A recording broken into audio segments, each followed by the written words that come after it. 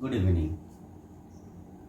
অন্নপূর্ণা ভান্ডারের form fill up করতে করতে এটা ভুলে যাননি তো যে ভোটের একদিন পরেই 6ই মে আমাদের যে বর্তমান মুখ্যমন্ত্রী রয়েছেন শুভেন্দুবাবু, ওনার আত্মসহায়ক চন্দ্রনাথ রথকে হত্যা করা হয়েছিল। তার ফলাফলটা কী দাঁড়ালো? অর্থাৎ ওনার যে হত্যার পরিণামের ফলে যে এসআইটি গঠন করা হয়েছিল এবং যে তদন্ত চালু হয়েছিল, সেই তদন্তের বর্তমান প্রেক্ষাপট বা সেটা কতদূর অবধি পৌঁছালো সেটা কি জানা আছে?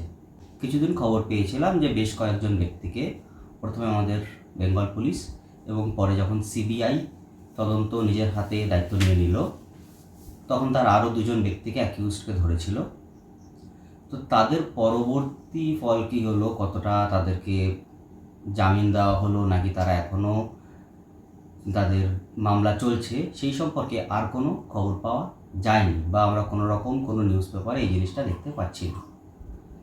শুধু চন্দ্রনাথ বাবু নয়, 2013 থেকে এই 2026 পর্যন্ত চন্দ্রনাথ বাবুকে নিয়ে 4 জন ওনার খুব কাছের ঘনিষ্ঠ ব্যক্তি মারা গিয়েছেন।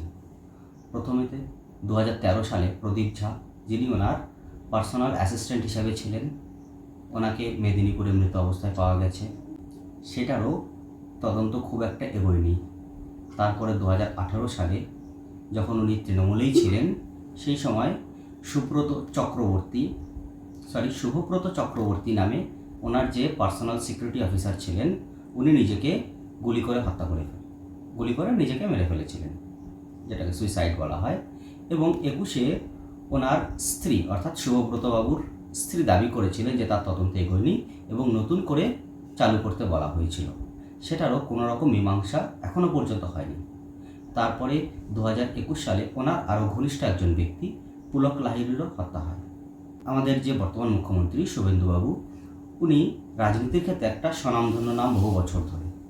তো এরকম এখানে একজন ব্যক্তির এত বছরে, লাস্ট 13 বছরে যে 4 জন ওনার এত নিকট ব্যক্তিবর্গের হত্যা হলো, তার কোনো রকম কোনো সুরাহা হলো না কেন?